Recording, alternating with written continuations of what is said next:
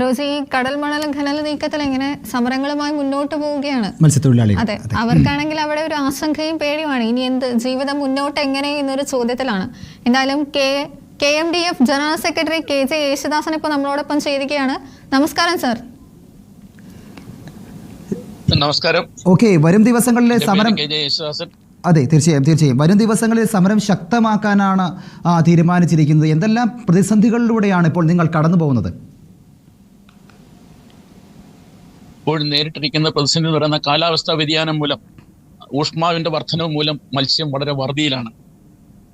ഒന്ന്, ആദ്യമായിട്ട് പറയുമ്പോൾ തീരദേശ ജനതയ്ക്കും മത്സ്യത്തൊഴിലാളി സമൂഹത്തിനും ഉത്സവങ്ങൾക്ക് മാനവരാശിയോളം പഴക്കമുണ്ട്. അതുപോലെ തന്നെയുള്ള പഴക്കമുണ്ട് കൊല്ലം പരപ്പിനും. കാരണം ഇത് പ്രകൃതി കനിഞ്ഞു നൽകിയ ഒരു സമ്പത്താണ് കൊല്ലം പരപ്പ് അഥവാ ജൈവ സമ്പത്ത്.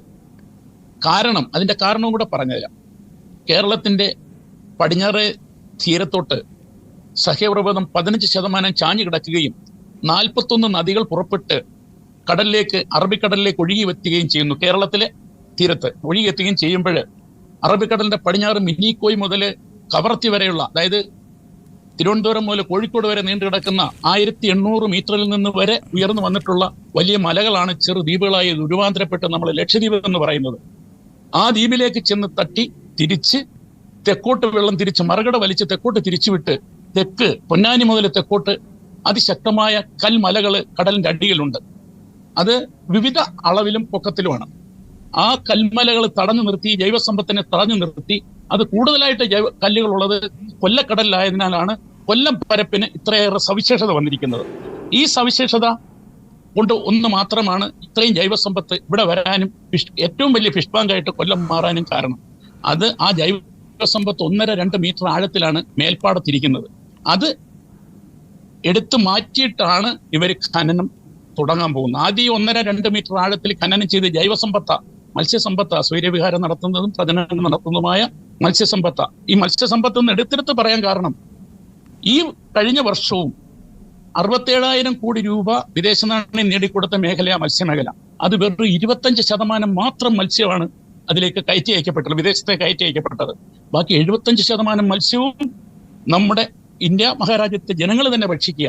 അപ്പോൾ ഇത്രയും പോഷക സമ്പുഷ്ടമായ ഭക്ഷണം കൊടുക്കുന്ന ഈ മേഖല, അതിലുപരി ഇത്രയേറെ വരുമാനം ഉണ്ടാക്കുന്ന ഏതാണ്ട് 40 ലക്ഷത്തിൽ പരം തൊഴിലാളികളും മറ്റ് അനുബന്ധ തൊഴിലാളികളും പണിയെടുത്ത് ജീവിക്കുന്ന ഈ മേഖലയെ തച്ചു തകർക്കാനായിട്ടുള്ള ഒരുക്കത്തിന് ഞങ്ങൾ ജീവൻ മരണ പോരാട്ടത്തിന് സന്നദ്ധമാണ്. അതിന്റെ വിശദവിവരങ്ങൾ മറ്റുള്ളവർ പറയുമ്പോൾ അതനുസരിച്ച് പറയാം. ഇത് 7 മേഖലകളായിട്ടാണ് തിരിച്ചിരിക്കുന്നത്. 8ാമതൊരു ഉപമേഖലയുണ്ട്. ഉപമേഖല എന്തിനാണെന്നറിയാമോ? അതായത് ഇവരുടെ കാര്യസാധ്യതയ്ക്ക് വേണ്ടി നിയമനിർമ്മാണം നടത്തി ഉത്തരവിറക്കാൻ. അതാണ് 8ാമത്തെ ഒരു ഉപവിഭാഗം കൊടുത്തിട്ടുണ്ട്. ബ്ലൂ എക്കോണമി 7 വിഭാഗം. അതിൽ 6ാമത്തെ വിഭാഗമാണ് കടൽ ഖനനം. ഈ ഖനനത്തെ എന്ത് വില കൊടുത്തും ചെറുക്കും ജീവൻ മരണ പോരാട്ടത്തിന് തന്നെയാണ് ഞങ്ങൾ തയ്യാറെടുത്തിരിക്കുന്നത്. ഒന്നും ഞങ്ങൾക്ക് ജീവിക്കണം, അല്ലെങ്കിൽ ഞങ്ങൾക്ക് മരിച്ചാൽ മതി. അതാണ് ഞങ്ങളുടെ ലക്ഷ്യം. അതുകൊണ്ട് സമരം ശക്തിപ്പെടുത്താനാണ് ഞങ്ങളുടെ തീരുമാനം. ഇത് ശരിക്കും പറയുകയാണെങ്കിൽ കൊല്ലം തീരത്ത് മാത്രമല്ല, കേരളത്തെ തീരത്തിലെ എല്ലാ മത്സ്യസമ്പത്തും ഇല്ലാതാകുന്ന വല്ലാത്തൊരു പ്രതിസന്ധിയാണ് ഉണ്ടാവുക തന്നെ ചെയ്യുക. ഇവരുടെ സ്ഥലം ഇടിയാനുള്ള സാധ്യതകളും ഉണ്ട് എന്ന് പറയുന്നു അല്ലേ? ഖനനം നടക്കുകയാണെങ്കിൽ സ്ഥലം ഇടിയാനുള്ള അതെ പറഞ്ഞുതരാം സാറേ. അതായത് ചലവിടിയെന്ന് മാത്രമല്ല, ചാകര വരെ ഇവിടെ നിന്ന് അപ്രത്യക്ഷമാകും. കാരണം ആദ്യത്തെ 2 ഘട്ടം കഴിഞ്ഞാൽ 3ാം ഘട്ടം തീരത്ത് നിന്ന് പടിഞ്ഞാറോട്ട് 27 കിലോമീറ്ററിലേക്കാണ് ഇവർ ഖനനം തുടങ്ങുന്നത്. 400 അടി മുതൽ 6000 അടി വരെ ആഴ്ചയിൽ ഇവർ ഖനനം ചെയ്യാൻ പോകുന്നത്. അപ്പൊ ഇത്രയും കുഴി വന്ന ഈ കുഴിയിലോട്ട് നമ്മളിപ്പോ ഒരു കിണർ കുഴിച്ചാൽ തന്നെ അരി കെട്ടി ശരിയാക്കിയില്ലെങ്കിൽ കിണർ ഇടിഞ്ഞ് അകത്തോട്ട് വീഴത്തില്ലേ? അപ്പൊ ഈ 6000 അടി തീരത്തുനിന്ന് കുഴിച്ചുകൊണ്ട് പോകുമ്പോഴത്തേക്കും എന്തോരം കരയിടിഞ്ഞ് ആ കുഴിയിലേക്ക് വീഴും. ഒന്ന്. രണ്ടാമത്തത്, ഇവർ 70 തരം ധാതുക്കളാണ് ഇവർ ഈ പറയുന്ന കക്കുകളിയാണ് ഇവർ പറയുന്നത്. കക്കുകളിയൊന്നും നമ്മുടെ അടുത്തുണ്ട്. നമുക്ക് ഇച്ചിരിയൊക്കെ ഞാൻ മത്സ്യത്തൊഴിലാളി തന്നെ കേട്ടോ. 55 വർഷമായിട്ട് കടലിലും ഗവൺമെന്റ് ഓഫ് ഇന്ത്യയുടെ സിൽവർ പമ്പാനോ എന്ന് പറയുന്ന വെസലിലും പോയി ജീവിക്കുന്ന ഒരു തൊഴിലാളിയാണ് ഞാൻ. അപ്പൊ അതുകൊണ്ട് അനുഭവം കൊണ്ട് പറയുക. അതായത് ഇവർ കക്കുകളിയാണ് 70 പരം ധാതുക്കളാണ് ഇവർ ഖനനം ചെയ്തെടുക്കാൻ ഉദ്ദേശിക്കുന്നത്. അത് 50 വർഷക്കാലം കൊണ്ട് ഞങ്ങളെ പാടെ തുടച്ചു മാറ്റുക. അതിനിവർ കണ്ടെത്തിയിരിക്കുന്നത് 1 വർഷക്കാലം ഖനനം ചെയ്യുന്ന മണല് CRZ എന്ന് പറഞ്ഞ തീരദേശ പരിപാലന നിയമം വഴി ഉൾനാടൻ തീരങ്ങളിൽ 50 മീറ്ററും കടലോര പ്രദേശത്ത് 200 മീറ്ററും സർവേ ചെയ്ത് മാറ്റി അവിടെ എല്ലാം തീരദേശ റോഡുകളുമാക്കി. എന്തിനാ? ഈ ഖനനം ചെയ്തെടുക്കുന്ന മണ്ണ് സാഗരമാല പദ്ധതി കപ്പലോട്ടം മാല പോലെ ഇങ്ങനെ ചെയിൻ സർവീസായിട്ട് വാർജിനകത്ത് ഈ മണ്ണ് പെട്ടെന്ന് 5-10 മിനിറ്റ് കൊണ്ട് ഇത് ഖനനം ചെയ്യുന്ന മണ്ണ് ലോഡാകും, ഒരു വാർജ് ലോഡാകും. അതിങ്ങനെ സാഗരമാല പോലെ ഇങ്ങനെ ചെയിൻ സർവീസായിട്ട് വന്നുകൊണ്ടിരിക്കും കരയിലേക്ക്. അത് ചെറു തുറമുഖങ്ങൾ വികസിപ്പിക്കുന്നതിനാ ഈ വാർജ് അടുത്ത് തീരദേശങ്ങളിലെല്ലാം മണ്ണ് കൊണ്ട് തട്ടും. ഈ മണ്ണ് കൊണ്ട് തട്ടിക്കഴിഞ്ഞാൽ അതിന്റെ പരിസ്ഥിതി ആഘാതം എന്തായിരിക്കും, പൊല്യൂഷൻ പ്രശ്നം എന്തായിരിക്കും എന്ന് ഒരു പഠനം ഇതുവരെ നടത്തിയിട്ടില്ല. ഇപ്പൊ ഉദാഹരണം പറയുമ്പോൾ KMML എന്ന് പറയുന്ന ഒരു കമ്പനി ഞങ്ങളുടെ ചവറയിലുണ്ട്. കരിമണൽ പ്രോസസ് ചെയ്യുന്ന കമ്പനിയാണ്. പക്ഷെ അതിന്റെ പ്രാന്തപ്രദേശത്ത് 36 ഏക്കർ സ്ഥലം ഇപ്പൊ ഗവൺമെന്റ് ഏറ്റെടുക്കുക. കാരണം മനുഷ്യവാസ യോഗ്യമല്ലാതായി. പ്രദേശത്ത് താമസിക്കുന്നവർക്ക് ക്യാൻസർ പോലുള്ള മാരകമായ രോഗങ്ങളും വരിക. അപ്പൊ ഇത്രയും ആഴത്തിൽ നിന്ന് കുടിച്ചെടുക്കുന്ന മണ്ണ് ഞങ്ങളുടെ ഈ തീരപ്രദേശങ്ങളിൽ കൊണ്ടുവന്ന് തട്ടിയാൽ ഞങ്ങൾക്ക് എന്തൊക്കെ സംഭവിക്കുമെന്ന് പറയാൻ പറ്റത്തില്ല. ഞങ്ങളുടെ ജീവനോപാധിയായ ജൈവസമ്പത്ത് മാത്രമല്ല, തീരത്ത് കൊണ്ടുവന്ന് ഇട്ടിട്ട് 1 വർഷം ഇവിടെ കിടന്നാൽ അതിന്റെ പരിസ്ഥിതി ആഘാതവും പൊല്യൂഷനും എന്തായിരിക്കും എന്ന് പറയാൻ പറ്റത്തില്ല. അതിനെപ്പറ്റി ഗവൺമെന്റ് യാതൊരു പഠനവും നടത്തിയിട്ടില്ല. പിന്നെ ഇവർ പറഞ്ഞത്, കഴിഞ്ഞ ആഴ്ചത്തെ പത്രത്തിൽ ആദ്യം പറഞ്ഞത് 2 വർഷക്കാലം പഠനം നടത്തിയിട്ട് മാത്രമേ ടെൻഡർ ഉള്ളൂ. അവസാന ദിവസം ഇവർ പറയുന്ന പത്രത്തിൽ പറയുന്നു, ഞങ്ങള്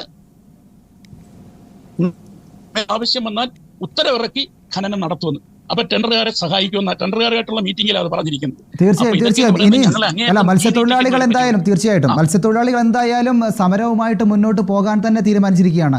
എന്തൊക്കെയാണ് സമരമാർഗം? എനിക്ക് തോന്നുന്നു പാർലമെന്റ് അടക്കമുള്ള സ്ഥലങ്ങളിൽ സമരവുമായിട്ട് മുന്നോട്ട് പോകുന്നു എന്ന് പറയട്ടെ. എന്തൊക്കെയാണ് സമരത്തിന്റെ കാര്യങ്ങൾ? എങ്ങനെയൊക്കെയാണ്, എന്തെല്ലാം സമരമാർഗങ്ങളുമായിട്ടാണ് മുന്നോട്ട് പോകുന്നത്? ഞങ്ങളിപ്പോ കടലിൽ സമരം നടത്തി. ഇനിയിപ്പോ 12-ാം തീയതി പാർലമെന്റ് മാർച്ച് നടത്തുന്നതോടൊപ്പം തന്നെ അനുഭാവം പ്രകടിപ്പിച്ചുകൊണ്ട് കേരള മത്സ്യത്തൊഴിലാളി ഫോറം കൊല്ലം പോർട്ട് ഓഫീസിന്റെ മുന്നിൽ ഒരു സമ്മേളനം, പാർട്ടി സമര സമ്മേളനം നടത്തുകയും ഒപ്പം മെഴുകുതിരി കത്തിച്ച് പ്രതിജ്ഞ ചെയ്യുകയും ചെയ്യാണ്. ഞങ്ങൾ ജീവൻ മരണ പോരാട്ടത്തിനായിട്ട് പ്രതിജ്ഞ എടുക്കുകയും ചെയ്യുക. തുടർന്നുള്ള എന്ത് പരിപാടി ഇവിടെ വന്നാലും ഈ ഖനനവുമായിട്ട് ബന്ധപ്പെട്ട് എന്തെങ്കിലും പ്രശ്നം കൊല്ലത്തോട്ട് കൊണ്ടുവന്നു കഴിഞ്ഞാൽ ഞങ്ങൾ ജീവൻ പോയാലും അതിനുവേണ്ടി എതിർത്ത് തന്നെ മുന്നോട്ട് പോകാനുള്ള സന്നദ്ധ. അതിന് വിവിധ മാർഗങ്ങൾ ഞങ്ങൾ സ്വീകരിക്കും. സമരത്തിന് വിവിധ മാർഗങ്ങൾ ഞങ്ങൾ സ്വീകരിക്കും. തീർച്ചയായും സർക്കാർ എന്തായാലും നിങ്ങളുടെ സമരങ്ങൾ കൊണ്ട് തന്നെ ഈ ഖനനത്തിൽ നിന്ന് പിന്തിരിയട്ടെ എന്ന് നമുക്ക് ആശിക്കാം. അതല്ലേ ഇപ്പോൾ നമുക്ക് ചെയ്യാൻ പറ്റുക. കാരണം നിങ്ങളുടെ ജീവനാണ്, ജീവനോപാധിയാണ്, എല്ലാമാണ് നഷ്ടപ്പെടുക എന്നുള്ളത് വല്ലാത്തൊരു കാര്യം തന്നെയാണ്. തീർച്ചയായും നിങ്ങളുടെ സമരങ്ങൾക്കെല്ലാം ഫലമുണ്ടാകട്ടെ എന്ന് ആശംസിക്കുന്നു. നമ്മൾ സംസാരിച്ചത് KJ യേശുദാസനായിരുന്നു. അവരുടെ പ്രതിസന്ധികളും പ്രശ്നങ്ങളും ഒക്കെയാണ് നമ്മളോട് പങ്കുവച്ചത്. വളരെ നന്ദി സാർ.